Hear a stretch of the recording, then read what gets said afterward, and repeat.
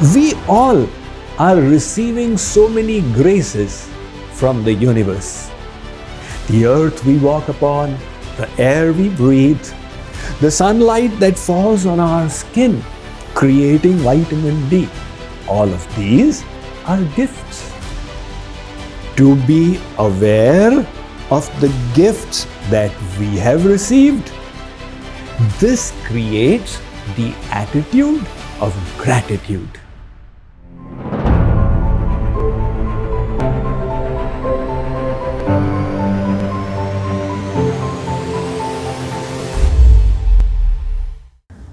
One poet was sitting in his home, pondering over the deficiencies in his life.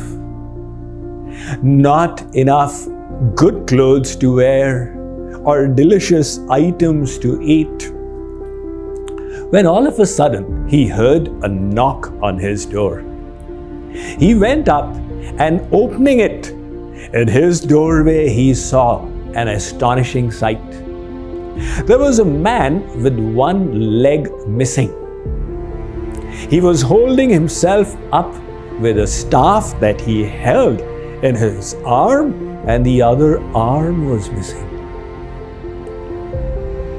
But this man had a string of toys hanging around his neck as a necklace. He was selling toys. He said, "Sir, I am a khilone wala. I am selling these wares. Would you be interested in buying any?" The poet was moved to pity, and with the utmost empathy for the perceived suffering of this toy seller, he said, "Khilone wala, don't you feel bad about what you are missing in life?" The toy seller said, "Sir, I am just remembering what I have. One leg and one arm. Also, I have the opportunity to sell these toys. I see them as objects of happiness that I give to bring joy in the lives of others. So I am perfectly happy. Is there something I can do for your bliss?" The poet thought about it. Here am I, who have got a body that is completely intact, but I am repeatedly thinking about what I do not possess.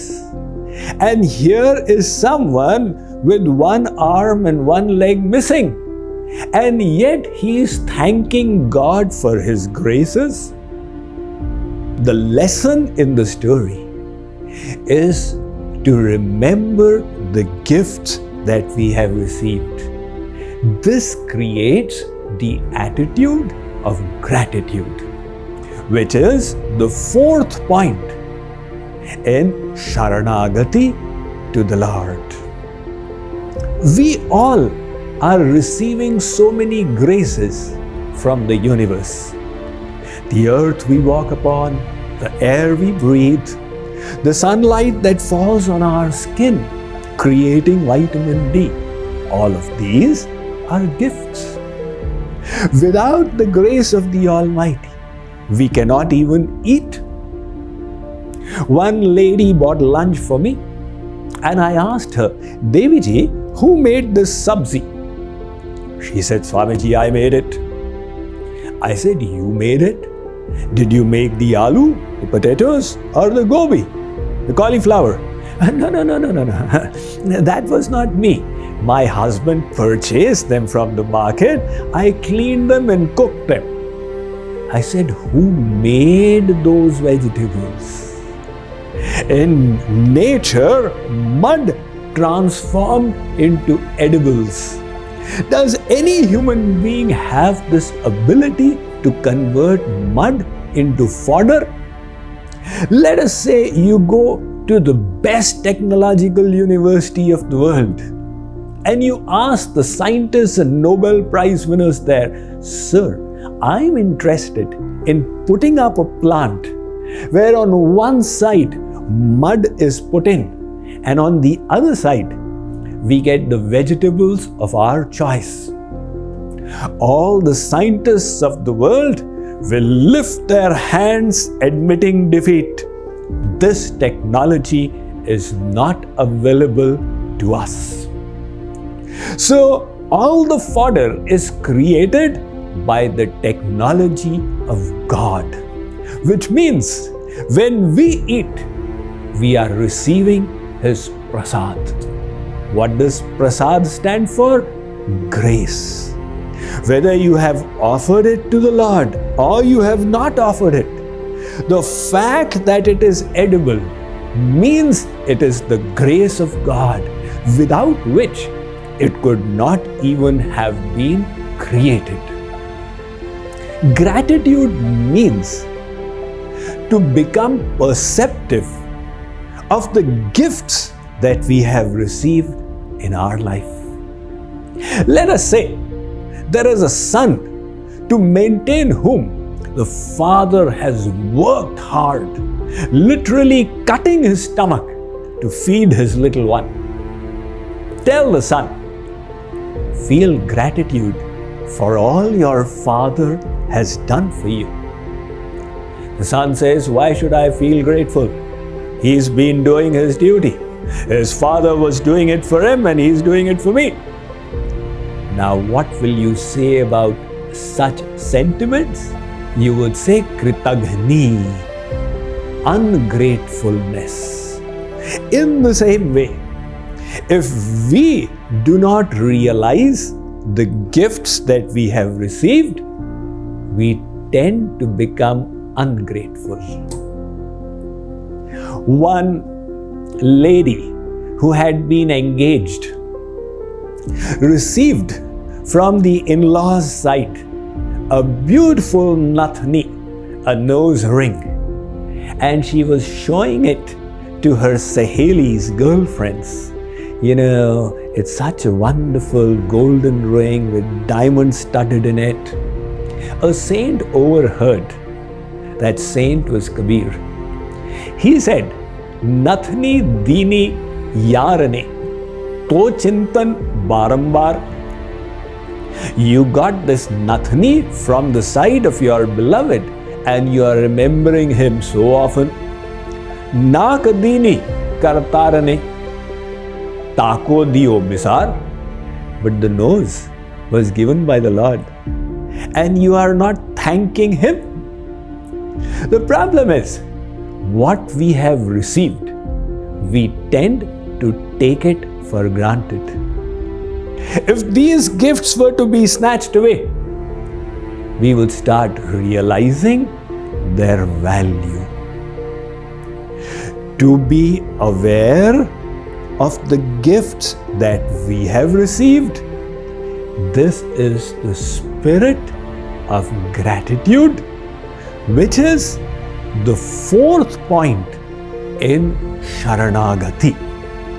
Just as a cow grazes grass for a little while and then sits down later to chew and digest it, similarly, with the help of this recently published book, The Science of Mind Management, you can digest this knowledge and make it a part of yourself. Do utilize this. Now let us move on to the fifth point of surrender. I am going to cover two today. The fifth point is to see all we have as belonging to Him. Nothing belongs to me because one day I am going to leave it all in any case. Even Alexander the Great, who had so-called conquered the world, his story is very dramatic. Before he left on his conquests, he went to visit the monk in Greece, Diogenes, for whom the barrel was too big, while for Alexander the whole world was too small. So when Alexander reached, Diogenes looked at him with disdain. Alexander said, "Are you not scared of me?" Diogenes said, "Are you good or are you evil?" Alexander said, "I am good." "Then why should I be scared of you?" Alexander said, I'm Alexander the Great. Diogenes said, if you were actually great, you would not have said so. Alexander said, I wish to conquer the world. Diogenes said, nobody can conquer the world. You will not come back, he predicted. Alexander went conquering lands, crossing the seas until he reached India. And in India, against King Porus, he did win, but the victory caused so many losses to his army that they got exhausted. And Alexander decided that he must now start going back. But he had heard so much about Indian yogis that he thought, let me take some with me. He asked his soldiers to go and find a yogi. They reached an ashram where an elevated sage was sitting. And they said to him, we have come from the king, Alexander, and he will reward you profusely. Come with us. That sage refused. They went and conveyed the message to Alexander, who then decided to come himself and requested the yogi to accompany him back, offering a variety of rewards. The yogi refused them all. Alexander was unable to convince him, but one disciple of his, he succeeded there. The disciple used to say, Jai Kale. So the Greeks, they named him Kalenos, and he accompanied Alexander. Apparently, Alexander received some amount of wisdom from Kalenos. That is why he wrote in his will that when I die, my hands should be put outside the coffin. That is why it is said, इकट्ठे घर जहां के जर सभी लोगों के माली थे. सिकंदर जब गया जहां से तो दोनों हाथ खाली थे. Even the great Alexander could not take anything with him. Factually, nothing belongs to us. We came empty-handed and we will go empty-handed. This illusion, this is mine, that is mine, is a big mistake. Ramakrishna Paramahans put it so well when he said, God smiles on two occasions. The first time he smiles is when the child is unwell and the doctor has come to see. The doctor tells the mother, don't worry, I will save your child. God smiles, Mr. Doctor, is birth and death determined by you or by me? And the second time God smiles is when two brothers divide their father's property. They measure the land with tapes. They construct fences and put up boards. One says, this is mine. The other says, this is mine. At that time, God smiles. What is yours in this world? The whole world is mine. To give up this sense of proprietorship, to break away from this illusion that I am the Lord and the master of what I possess. No, I am the caretaker. The Lord is the Supreme Almighty. Surrender means the cultivation of this sentiment in our intellect. It all belongs to Him.